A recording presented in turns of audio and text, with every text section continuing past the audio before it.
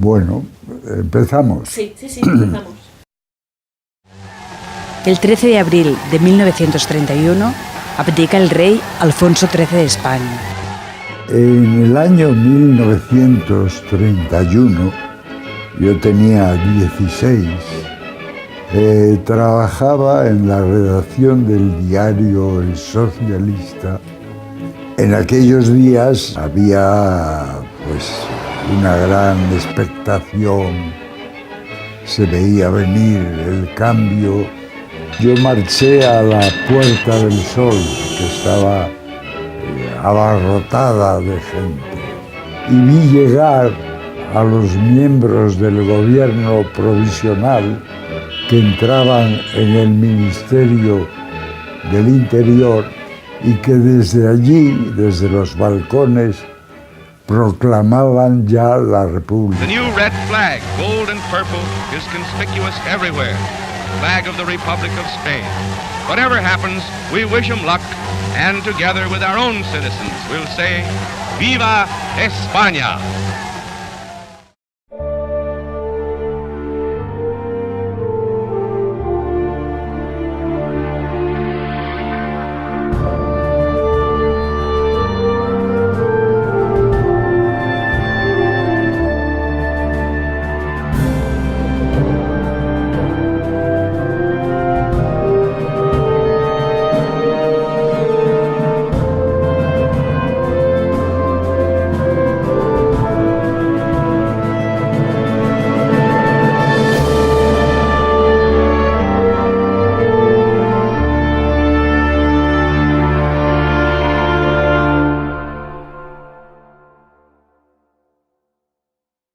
La República era entonces una especie de sueño.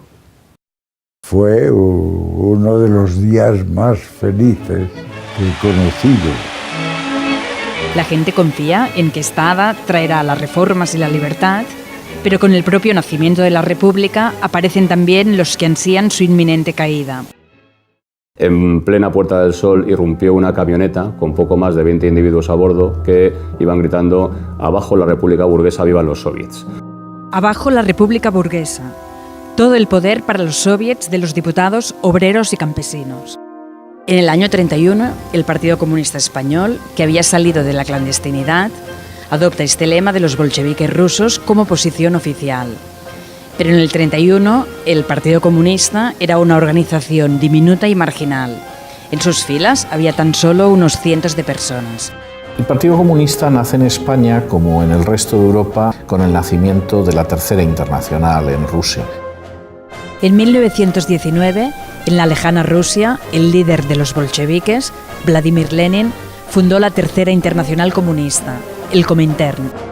Según la concepción de Lenin, el Comintern tenía que convertirse en el único partido comunista internacional y su directiva en el Estado Mayor de la Revolución Mundial.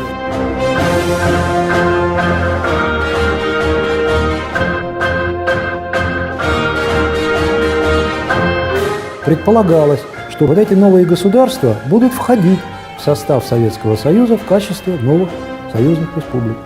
Советский Союз – отечество трудящихся всего мира. Но раз это отечество, значит присоединяйтесь.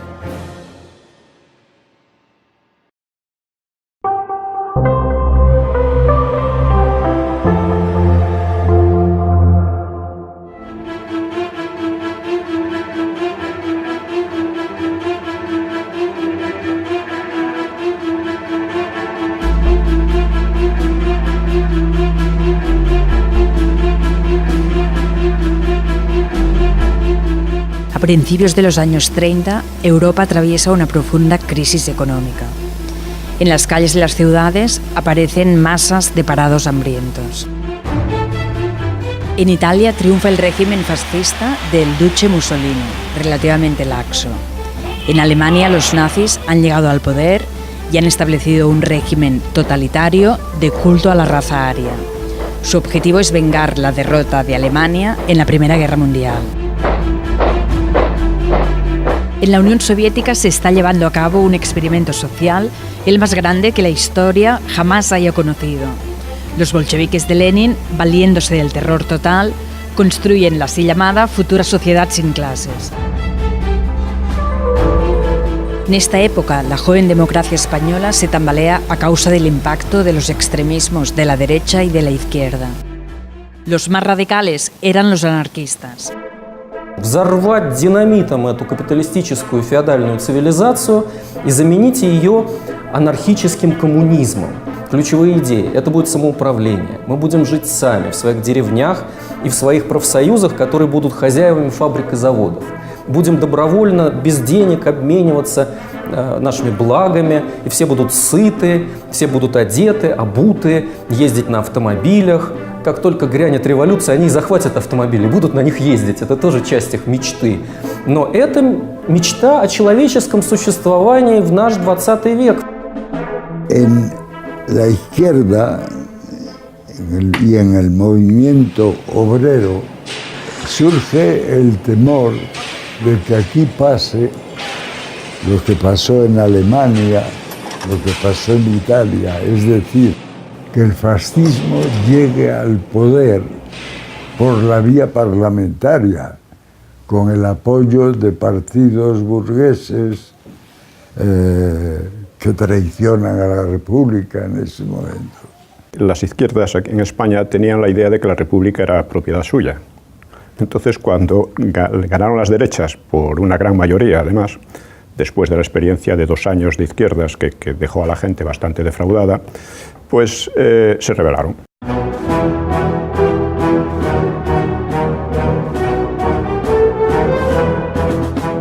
En ese levantamiento yo soy ya secretario de la Juventud Socialista y como tal participo en el comité revolucionario que organiza el levantamiento. Era muy joven, tenía 19 años.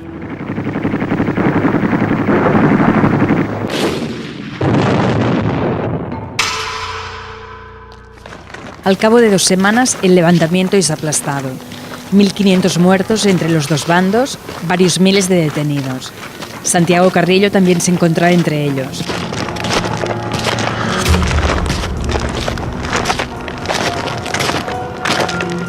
Cuando se produce la sublevación de octubre de 1934, en la que hay comunistas, pero sobre todo hay anarquistas y socialistas, ya se absorban muchos de los lemas de la Unión Soviética. Se habla de un ejército rojo, se habla de los soviets, o los soviets como se decía en España, se habla de esa dictadura del proletariado que tiene como faro a Moscú.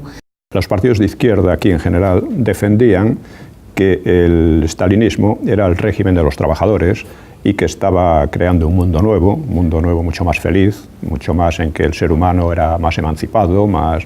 Y eso se lo creía mucha gente porque había una propaganda muy intensa en ese sentido, no solo del Partido Comunista, sino del Partido Socialista, incluso a veces de los anarquistas, a pesar de que los anarquistas habían sido masacrados en la Unión Soviética, ¿no?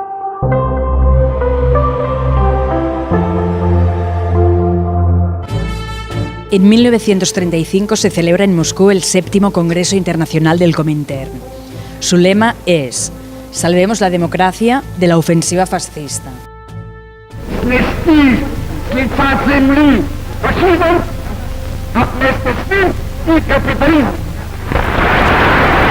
Ahora se prescribe a los comunistas de todo el mundo que forjen alianzas con otras organizaciones izquierdistas y liberales, algo inconcebible hasta el momento, para crear los así llamados frentes populares. Los delegados de los socialistas españoles intervinieron en el Congreso con un discurso inaugural muy emotivo.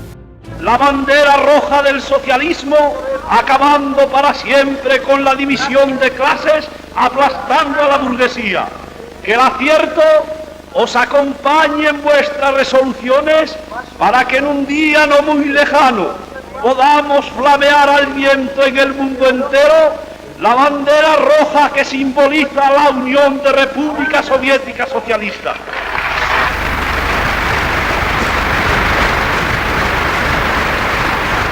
¡Viva la unión de todos los proletarios! ¡Viva la revolución mundial!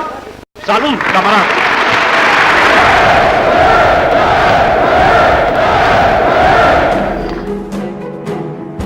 Febrero de 1936.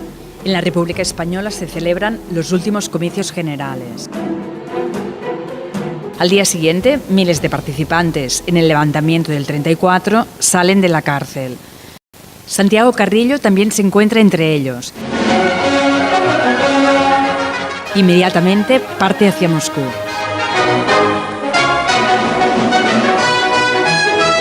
Es la primera vez que yo voy a Moscú. Voy a Moscú junto con una delegación socialista a discutir las condiciones de la unidad con la Internacional Comunista. Y allí estamos una semana. Para mí esa semana fue fundamental en mi vida. Tuvimos contacto en esa semana también con un regimiento del Ejército Rojo en Moscú. Nos hicieron una fiesta. Estuvimos bailando con los soldados rusos. Fue muy emocionante, muy cordial. Y nosotros, que teníamos una visión romántica de la revolución, recuerdo que en ese momento yo acababa de cumplir 21 años, volvimos de Moscú convencidos de que la experiencia soviética iba a servir para revolucionar al mundo. El viaje a la URSS convierte definitivamente a Carrillo, el joven socialista español, en un ortodoxo comunista leninista.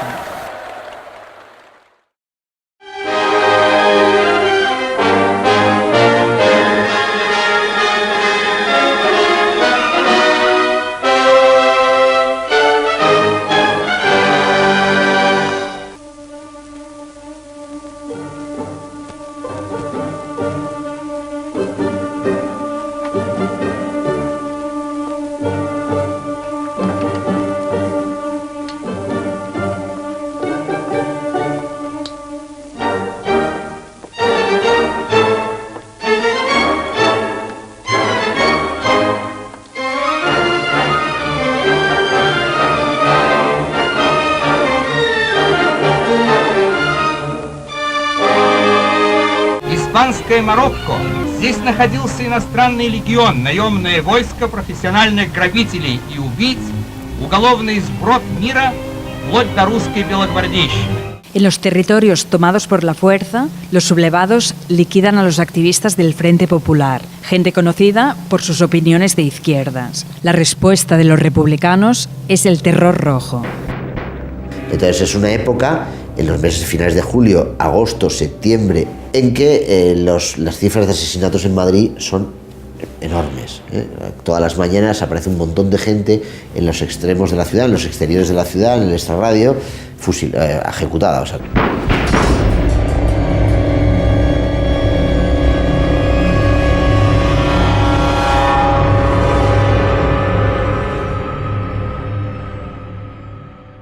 El modelo de terror que se produce en la zona del Frente Popular es un terror que sigue fundamentalmente el modelo soviético.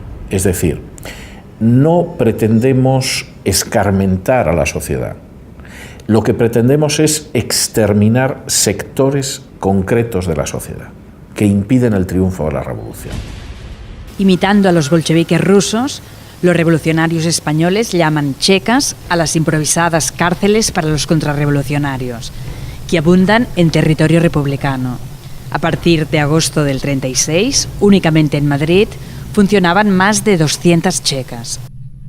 La única diferencia entre España y Rusia estaría en que mientras que la Checa estaba en manos de los bolcheviques, en el caso de España las checas están en manos del gobierno del Frente Popular y también de las milicias, de los sindicatos y de los partidos políticos. El 4 de septiembre los legionarios de Franco toman Talavera. Así los territorios del norte y del sur, dominados por el alzamiento, se unen en un bloque. El mismo día en Madrid, el socialista Largo Caballero, apodado por sus partidarios como el Lenin español, forma el nuevo gobierno revolucionario de la República. Caballero promete aplastar el alzamiento en 2 meses. Evidentemente es consciente de que el Frente Popular necesita armamento. No nos ayuda nadie No nos ayudan los franceses, no nos ayudan los ingleses, no nos ayudan los belgas, no nos ayudan los norteamericanos. No estamos solos. Y a Franco le ayudan los fascistas, Portugal, la Alemania nazi, la Italia... ¿Quién nos ayuda? La Unión Soviética.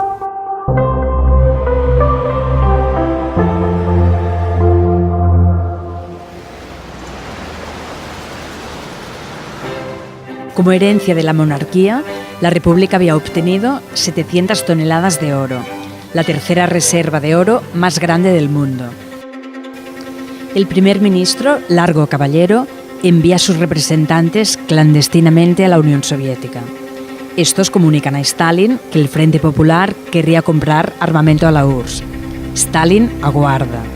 Finalmente, a mediados de septiembre del 36, Stalin accede a la petición de Caballero. Мы решительно заявляем, мы не допустим гадов, фашистов, для того, чтобы она властвовала в Испании. Долой фашистов! Мы до тех будем помогать, пока пролетариат Испании не завоюет демократическую свободу своей Испании. Да здравствует героический народ Испании! Да здравствует коммунистический партия Испании, который ведет пролетариат к победе! Mientras tanto, la Unión Soviética empieza a suministrar armas a crédito. Yo no he podido determinar si en la decisión final de Stalin de enviar armas a la República, que el oro juega algún papel o no. Me imagino que lo juega, ¿eh? Я думаю, что помимо таких общереволюционных мотивов, конечно, и прагматика. Вот четкий расчет тут тоже играл большую роль. Если сейчас провалится Народный фронт в Испании, это уже будет крупное стратегическое поражение для Сталина европейского масштаба. En la Plaza Roja de Moscú y en otros cientos de plazas de todo el país se organizan mítines en apoyo de la República Española. Mientras tanto, la Dirección General de Inteligencia del Ejército Rojo, el GRU, organiza un envío de colaboradores a España. Adelina Kondratieva Abramson creció en Argentina, hija de un comunista soviético.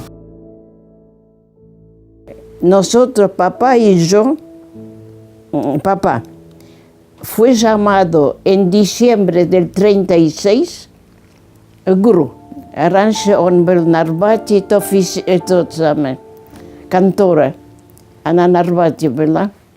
И вот его пригласили, и тогда ему предложили поехать в качестве переводчика старшего. Но он согласился, но сказали, у нас есть вам предложение взять с собой дочь. Но вы поедете в особых условиях. Паспорт у него был бразильский, настоящий.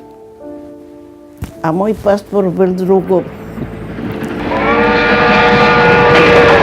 Cogiendo el pasaporte de empresario brasileño y a su hija, el padre parte hacia España con Adelina, cruzando Europa. Un poco antes de esto llega a Madrid Alexander Arlov, Lev Feldin. Es designado director de la red madrileña del NKVD, la Policía Política Soviética. El 20 de octubre, desde Moscú, llega un telegrama cifrado dirigido a Arlov con un mandato del jefe, firmado por el propio Stalin. Llegué a un acuerdo con Caballero para enviar las reservas de oro a la Unión. Tras recibir la orden de Stalin, Arlov se reúne con Juan Negrín, el nuevo ministro de Hacienda de la República. El 14 de octubre llega al puerto de Cartagena el primer buque soviético cargado de tanques y personal a cuenta de la futura operación. A 7 kilómetros del puerto de Cartagena, en una base naval, se encuentran los polvorines de la Algameca, unas cuevas abiertas en la montaña. Ahora están vacías, pero en octubre del 36 estaban repletas hasta el techo con cajas llenas de oro. Durante 3 noches seguidas, los tanquistas soviéticos trasladan hacia el puerto las cajas con el oro. Arlov decide distribuir la carga en 3 buques soviéticos. Estos llegan a Cartagena cargados de armamento. Cargado el oro y cumpliendo con una resolución del propio Stalin, Arlov se niega a entregar el recibo a los españoles. Esto solo lo puede hacer el Banco Estatal Soviético, una vez hecho el recuento final. Los 4 buques abandonan España con otros nombres y banderas extranjeras. La mañana del 6 de noviembre, los buques cargados de oro amarran en el puerto de Odessa. Stalin anuncia esto diciendo: los españoles no van a volver a ver su oro de la misma manera que no volverán a ver sus orejas, que es un dicho ruso muy conocido.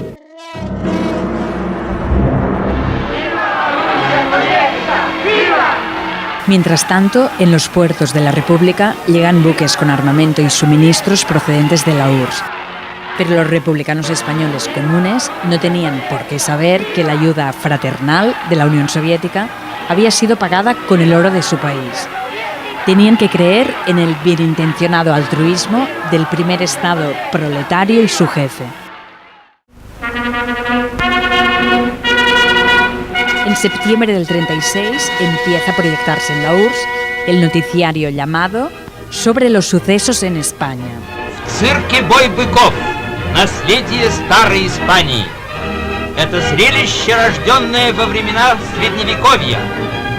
Помещики и феодалы, владельцы быков и цирков, использовали его для своей наживы, пышностью и остротой зрелища, отвлекая массы от революционных идей. Теперь это традиционное зрелище служит интересам испанского народа. Оно дает средства на нужды фронта. Завтра тореадоры найдут лучшее применение своей отваги в борьбе со взбесившимися врагами испанского народа.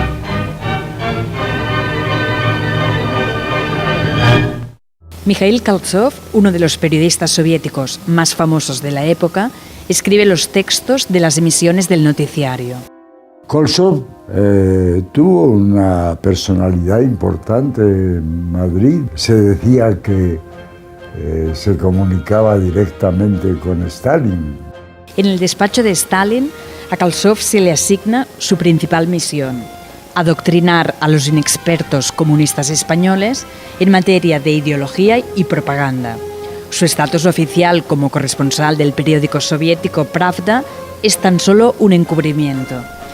En Madrid, Kaltsov conoce al comunista Jesús Hernández, que ocupa el puesto del ministro de Instrucción Pública en el joven gobierno de Caballero. Y desde ahí se dedica a ejercer su amplia capacidad de agitación y de propaganda, y de hecho monta un aparato de propaganda que hace que prácticamente ni un solo ciudadano de la zona republicana en guerra pudiera pasar un solo día sin recibir algún mensaje, leer algún periódico, ver alguna película o asistir a alguna representación literaria que no estuviera impulsada o organizada o patrocinada por el Ministerio de Instrucción Pública o por el Partido Comunista.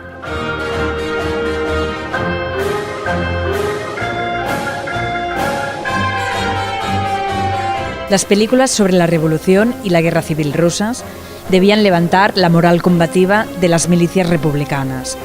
A marchas forzadas se doblan al español.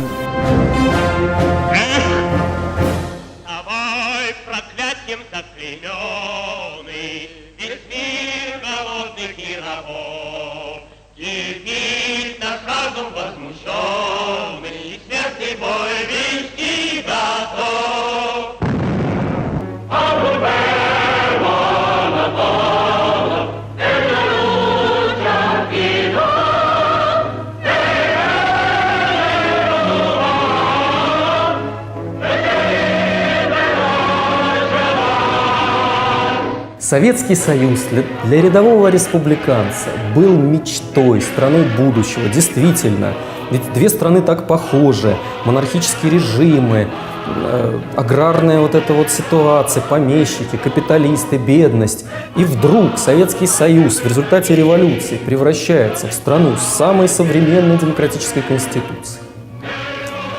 С мудрым товарищем Сталином, который присылает нам танки, самолеты, значит, современное вооружение, значит, мощная промышленность. Presionadas por las tropas ofensivas de Franco, las milicias republicanas se ven obligadas a retroceder hacia Madrid.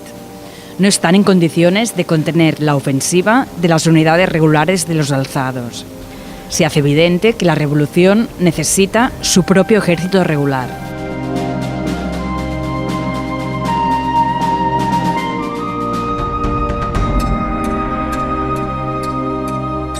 El 16 de octubre, alrededor de esta mesa, el primer ministro Largo Caballero firma un decreto para formar el Ejército Popular. Su símbolo es la estrella roja soviética.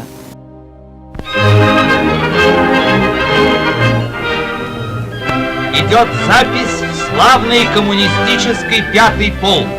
Крестьяне многочисленных провинций, рабочие фабрик и заводов, старые и молодые, все они с упорством овладевают военными знаниями.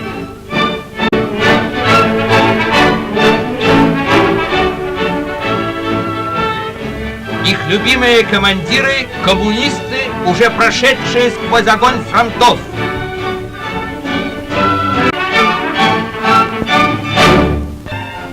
И вот винтовка в надежных руках верных сынов Родины.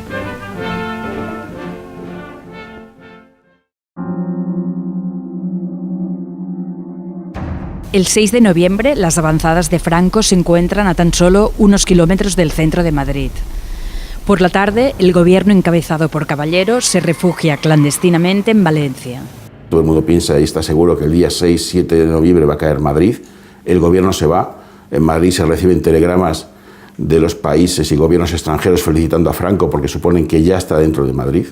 Nadie daba un duro por defender la ciudad. Antes de partir, Caballero nombra la Junta de Defensa de Madrid. Los comunistas toman en sus manos el verdadero poder de la capital asediada. Están encabezados por el secretario del Departamento Militar del partido, Pedro Checa. Los comunistas están dispuestos a defender la ciudad hasta el final.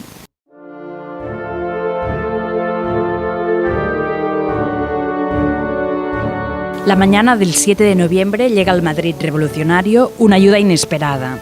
La primera brigada internacional formada por el Comintern. 3 batallones de comunistas alemanes, franceses y polacos marchan al frente. De hecho, hay alguna anécdota de la época, algunos brigadistas que son belgas o que son alemanes, cuando desfilan por la Gran Vía, camino del frente de la ciudad universitaria, en los primeros días de la llegada de esas brigadas a Madrid, perciben cómo la gente les saluda y grita a su paso: ¡vivan los rusos!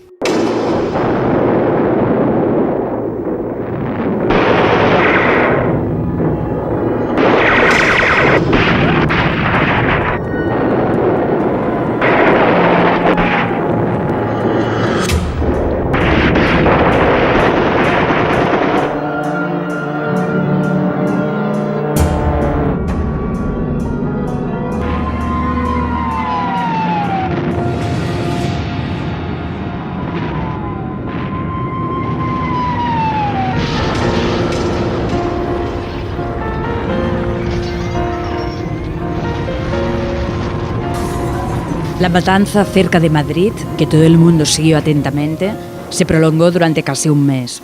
Estas semanas costaron a España la vida de casi 20.000 personas, sin contar los heridos. Madrid, que no tenía defensa antiaérea, fue bombardeada implacablemente por los ases de la Legión Cóndor alemana. Tan solo los cazas soviéticos que irrumpieron en el espacio aéreo pudieron detener la destrucción de la capital.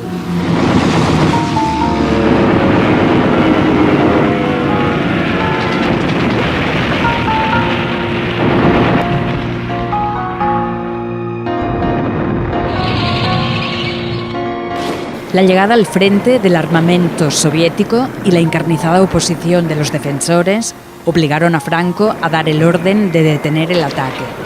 Madrid resistió.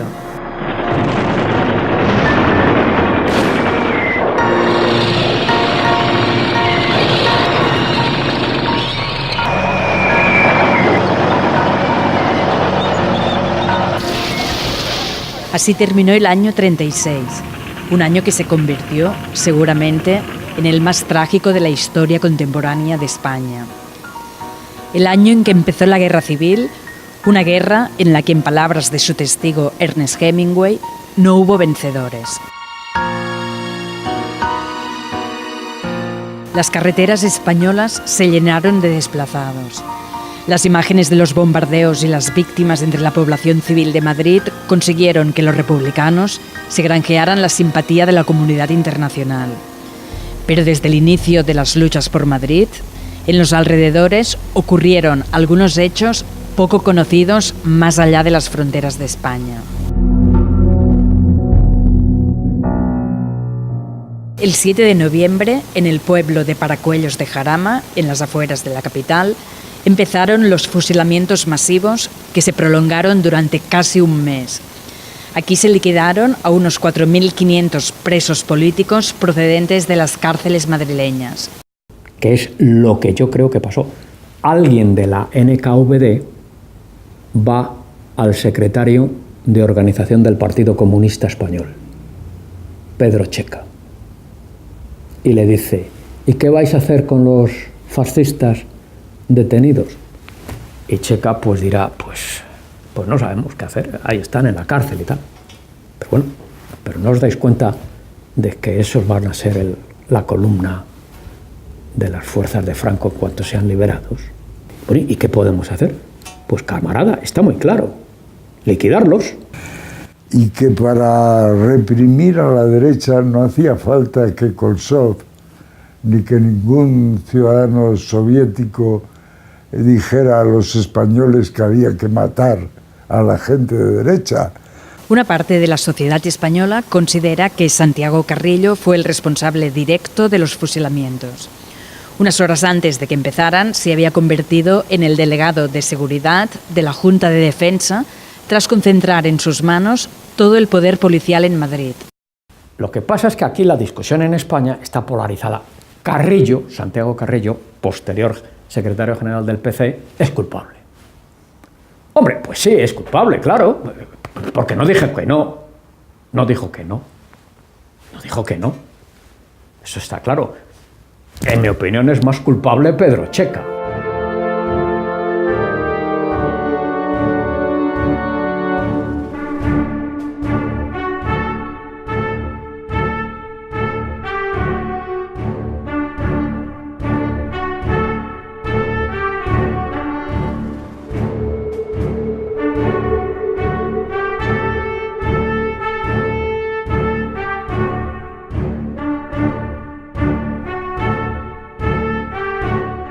Paracuellos, en mi opinión, hoy por hoy, yo he llegado a la conclusión de que hay ese impulso soviético. Probablemente sin él, a lo mejor también se les habría matado, probablemente, pero no estoy seguro. No estoy seguro.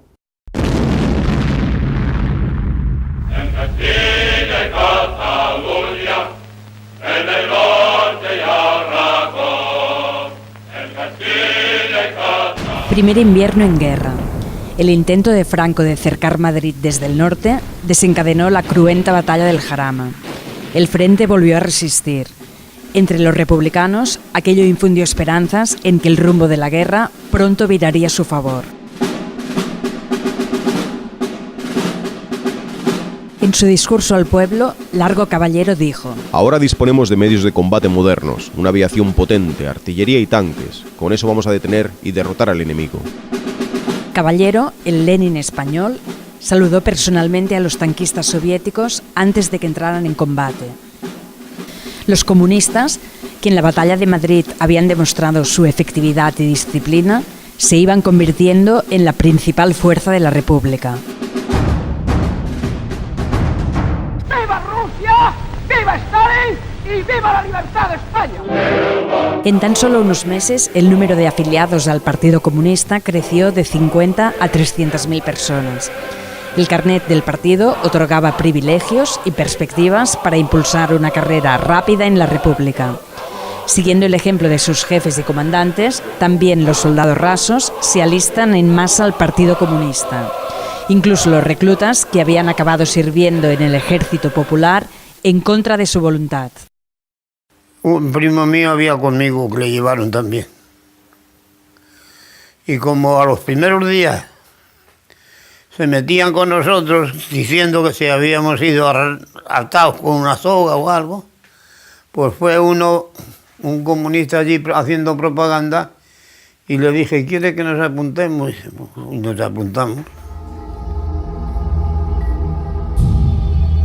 El Partido Comunista pasó a ser sinónimo de Partido del Orden. El gobierno del Frente Popular, encabezado por Francisco Largo Caballero, agrupa republicanos, socialistas, anarquistas y comunistas. Convertido en líder de la revolución, en un principio Caballero satisface tanto al Kremlin como al Partido Comunista de España. Tienen grandes planes para él. Largo Caballero era un hombre que tuvo un gran prestigio en un momento determinado por sus posiciones de izquierda, por sus coincidencias con escritos de Lenin. Yo creo que el gran problema que hay con Largo Caballero es que Largo Caballero pretendía ser verdaderamente el Lenin español y se lo había creído. Con toda seguridad, Largo Caballero no tenía el talento táctico ni estratégico de Lenin, pero estaba decidido a que la revolución proletaria la iba a protagonizar sobre todo el Partido Socialista y la iba a dirigir él. Irritado por el creciente afán de poder de los comunistas, Caballero empieza a simpatizar cada vez más con sus principales adversarios, los anarquistas.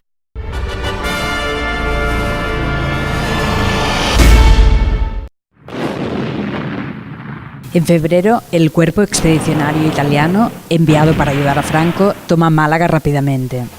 Al cabo de pocos días, la provincia entera cae en manos de los franquistas. Largo Caballero dirige la guerra sin dirigirla, porque no tiene ni la menor idea de la estrategia militar. Es un hombre que lleva una libreta con las armas que llegan y a qué unidades se han dado las armas y tal, pero que no tiene. Es decir, como ministro de Defensa, Largo Caballero es un fracaso. Si el gobierno no puede dirigir la industria militar de forma efectiva y si no es capaz de eliminar del ejército y la retaguardia a los enemigos del pueblo, entonces los comunistas deben hacerlo ellos mismos. Dice el secretario general del Partido Comunista de España, el exobrero andaluz José Díaz, en el pleno del Comité Central del mes de marzo.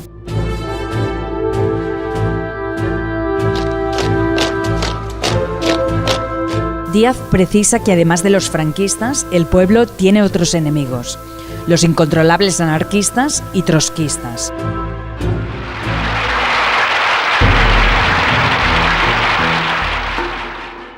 En España se considera trotskistas a los miembros de un pequeño partido, el Partido Obrero de Unificación Marxista.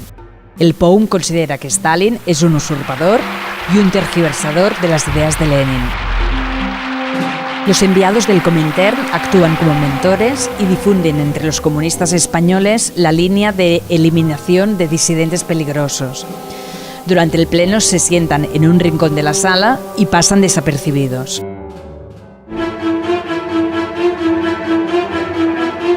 Sede central de Telefónica en Barcelona. Desde el inicio de la guerra, un sindicato de anarquistas controla su funcionamiento. El día 3 de mayo, inesperadamente, varios camiones policiales se detienen enfrente. Los agentes irrumpen en el edificio. Los telefonistas armados oponen resistencia. La policía de Barcelona actúa cumpliendo órdenes del consejero de Orden Público, el comunista Rodríguez Salas. En respuesta, decenas de miles de obreros anarquistas toman los fusiles. Se les unen las milicias del POUM.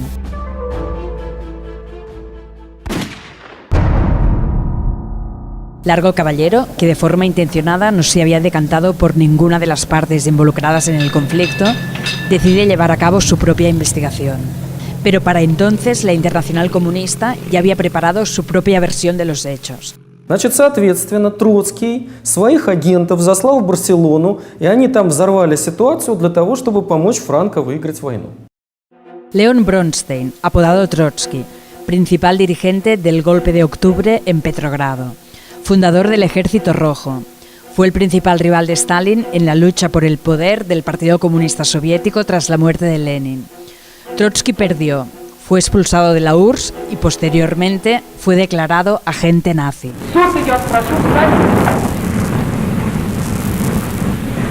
Под руководством Троцкого, под руководством германской, японской, польской и других разведок делают свое черное дело по приказу своих хозяев не только в нашей стране, но и в Китае, и в Испании, всюду, где идет классовая борьба трудящихся, где идет борьба честных людей за подлинную свободу, за подлинную демократию, за настоящую подлинно человеческую культуру. Троцкий, это же на московских процессах доказано, он же главный фашист в мире, он же действует по заказу Гитлера, они чуть ли там не вместе кофе пьют. Это та же пятая колонна, это тот же ПУОМ, это тот же Ку-Клукс-Клан, это один из отрядов фашистских провокаторов и поджигателей войны, действующих на международной арене. Такая версия, при том, что ПАУМ еще, можно сказать, часть революционного лагеря, можно сказать, при живом ПАУМ распространялась совершенно свободно. В то время как анархисты с удивлением объясняли, что на нас же напали, ПАУМ просто нас поддержал.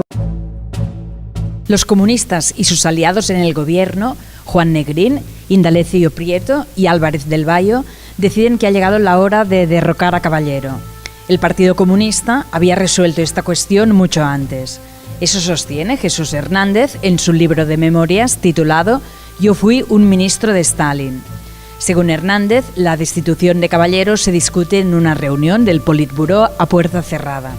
El búlgaro Stoyan Minev, apodado Stepanov, pone punto final a las discusiones. Caballero no fue condenado por Moscú. Caballero fue condenado por la historia.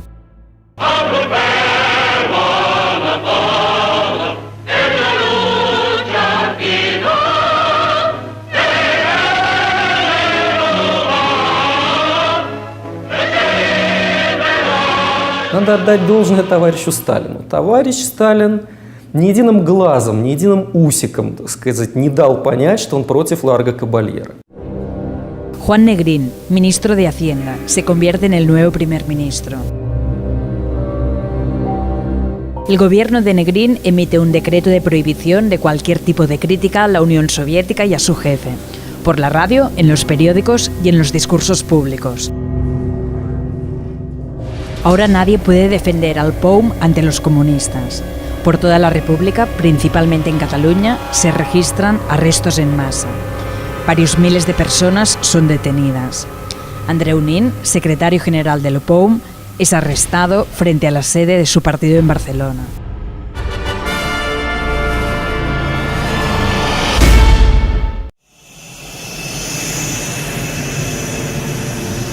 Base aérea española en Albacete.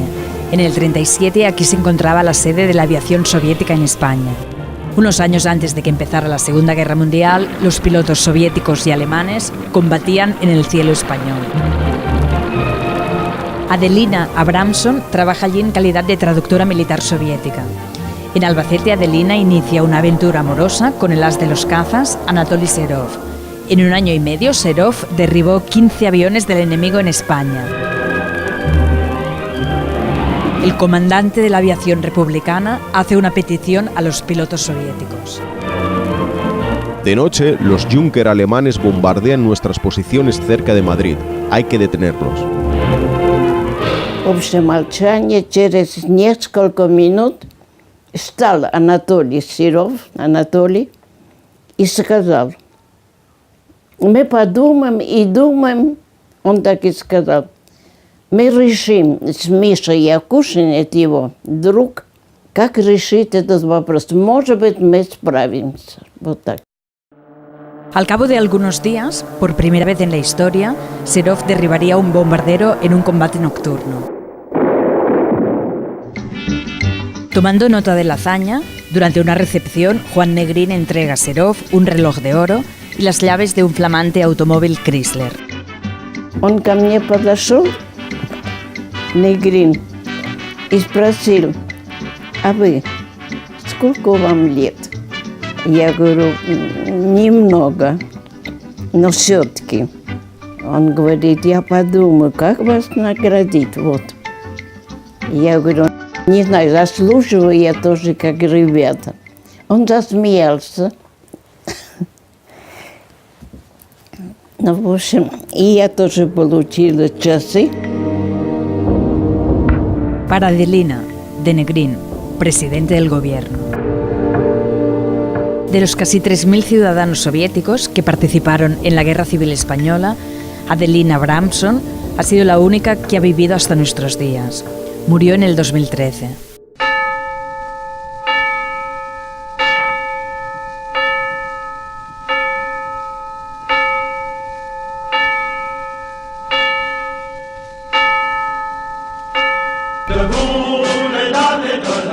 El exterminio de Guernica conmocionó a la opinión pública de los países democráticos. Europa albergaba el presentimiento de la futura Gran Guerra, pero se negaba a asumir que fuera inevitable. Los gobiernos de Inglaterra y Francia preferían no dar especial importancia a los agresivos planes de Hitler. Con los preparativos para la Gran Guerra, Stalin convirtió la URSS en un gigantesco campo militar. Todos los recursos económicos y unidades de producción iniciaron un proceso de conversión encarrilado hacia la industria bélica. Para Stalin, igual que para Hitler, España era un polígono de pruebas para ensayar el nuevo armamento. A su vez, Stalin se reservaba el comodín de la República para el juego diplomático. Con la esperanza de enfrentar a Hitler con las democracias occidentales, Inglaterra y Francia, Stalin calculaba que España sería la chispa que haría estallar la Gran Guerra Europea. Para el primer ministro republicano, Negrín, ya era evidente que incluso con la ayuda soviética no podría ganar la guerra civil en solitario. Negrín maneja una posibilidad que no es ninguna quimera, que es la idea de que si estalla la guerra de Europa, pues que pueda incorporar a la República con las democracias contra Hitler, dado que Hitler está ayudando y hay nazis en la España franquista, en la otra España. Entonces, por eso resistir es vencer. En agosto del 37, la Plana Mayor Republicana y los consejeros militares soviéticos lanzan un ataque sobre la capital de Aragón, Zaragoza.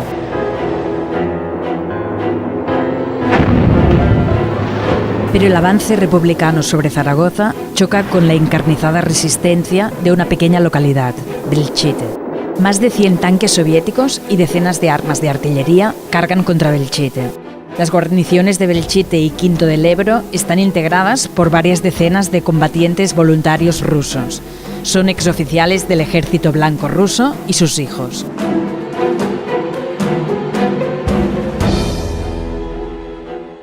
Мой отец вырос в Париже, учился, доучился до инженера, женился.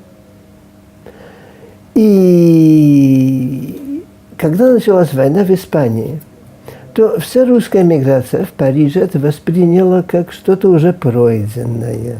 Ну и, конечно, на этот раз было великое желание, чтобы, по крайней мере, на второй раз эту войну выиграть. Бельчите, как раз мой отец там был, когда произошла атака красных. Его сразу же ранили с первых же выстрелов, и он был в первой и единственной эвакуации раненых. Потому что в Бельчите практически весь гарнизон погиб полностью, кроме лишь вот этих первых раненых, которых успели вывести. И поэтому он остался в живых. 30 voluntarios rusos murieron defendiendo Belchite y Quinto del Ebro.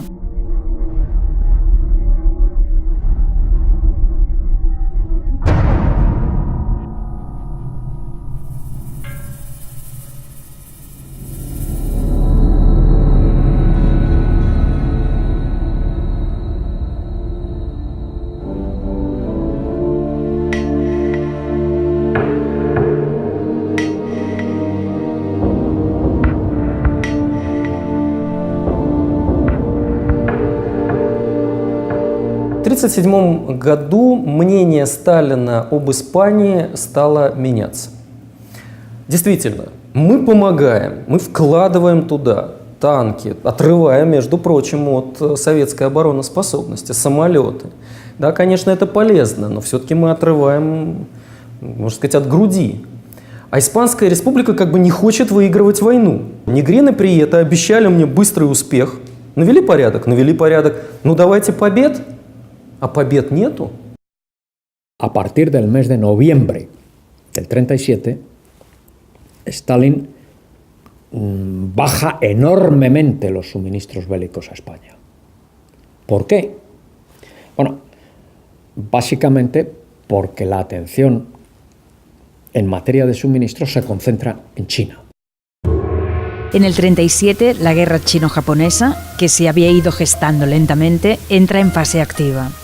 Para evitar que el ejército japonés llegara a las fronteras soviéticas del Extremo Oriente, Stalin empieza a suministrar material bélico al mariscal chino Chiang Kai-shek. И пришлось теперь все делить напополам.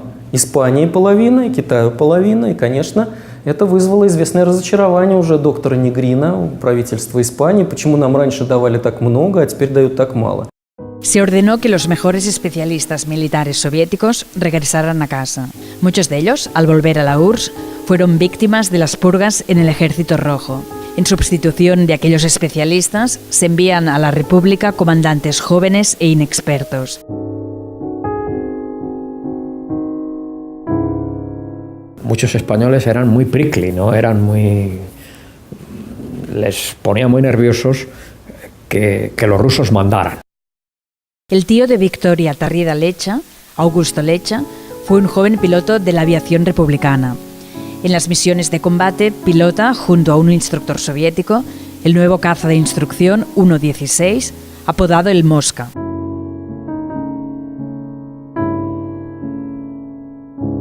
Bueno, resulta que estaban bombardeando objetivos militares, fábricas, vías de tren, y de repente pasaron por encima de una carretera donde iba mucha gente con sus familias, con la ropa, coratillos con ropa, con burros o lo que sea. Y el instructor ruso le ordenó que tenía que ametrallar a las personas. Y mi tío no quiso. Dijo que él solamente ametrallaba objetivos militares. Y el resultado de esto fue que cuando bajaron del avión, lo arrestaron y lo mandaron a un pueblo llamado Cervera, donde hace un frío horrible, y allí estuvo prisionero bastante tiempo. Un mes después de que empezara la batalla del Ebro, las últimas esperanzas de salvar la República se desmoronan. En septiembre del 38, Hitler, como había anunciado, invade los Sudetes checos, y las democracias occidentales en Múnich se bajan los pantalones y no le declaran la guerra. Es cuando Chamberlain vuelve con el famoso papelito a Londres diciendo que ha conseguido la paz del canciller Hitler. Y entonces las esperanzas de una guerra en Europa a Negrín se le caen.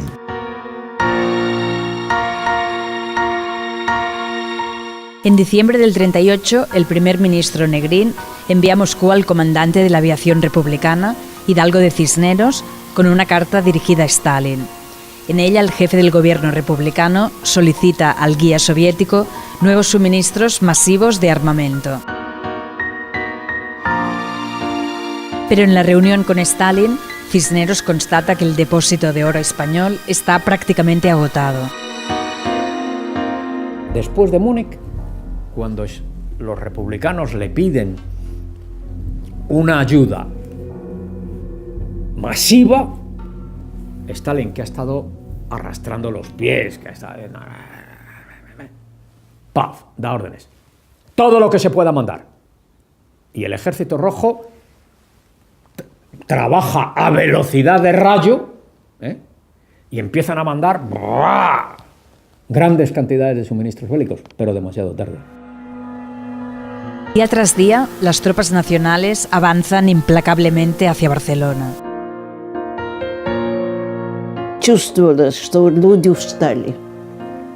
Обстановка была очень тяжелой. Чувствовалось настроение народа. Такая пассивность по отношению к тем событиям, которые развиваются. Бомбежки. Вначале был такой, знаете, подъем, а это постепенно стало уже не было это состояние эйфории, которое было в начале. Los dirigentes del Partido Comunista exhortan a los barceloneses a defender la ciudad. Con nuestro esfuerzo y nuestro sacrificio, unido a la ayuda formidable de la Unión Soviética, nuestra segunda patria y el proletariado del mundo entero, España no será del fascismo. Hay que organizar la resistencia hasta ponernos en condiciones de conseguir la victoria aplastando a Franco. No hay ninguna medida real para defender Barcelona. Y nos encontramos en Barcelona en una situación en que la dirección del Partido Comunista, estamos en Barcelona, nos quedamos en Barcelona hasta el último momento. Yo bajaba por una calle y por la otra subían las tropas franquistas.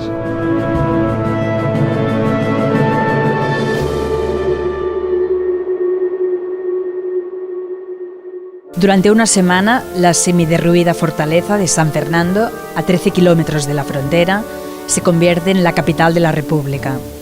La helada noche del 1 de febrero del 39, en este sótano se celebra la última reunión en tierra española del Parlamento de la República. En las sillas, arropados en sus abrigos, se sientan 62 de los 473 diputados que fueron elegidos en febrero del 36. De los allí presentes, los comunistas son los únicos que insisten en seguir resistiendo.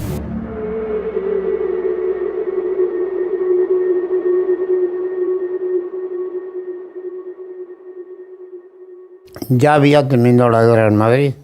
Fueron diciendo que el que tuviera el carnet del Partido Comunista, que le tirara, que le quemara o que le tirara.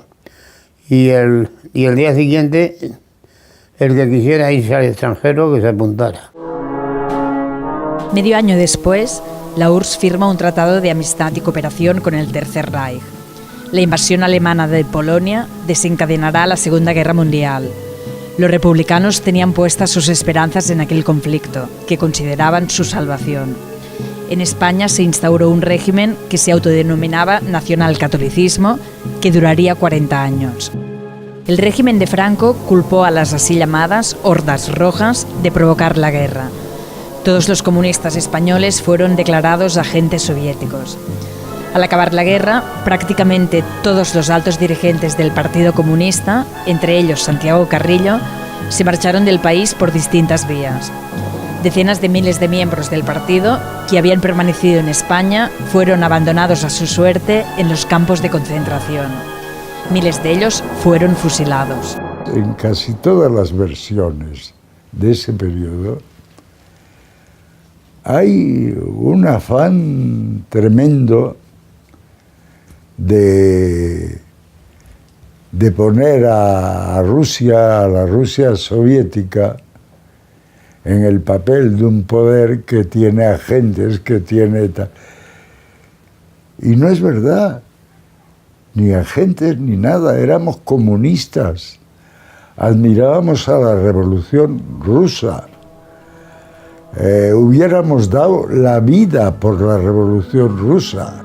Yo sé que para muchos españoles es una especie de consuelo pensar que la Guerra Civil Española fue culpa de influencias extranjeras, o el fascismo italiano o el comunismo soviético. Yo creo que la Guerra Civil Española fue un fracaso colectivo.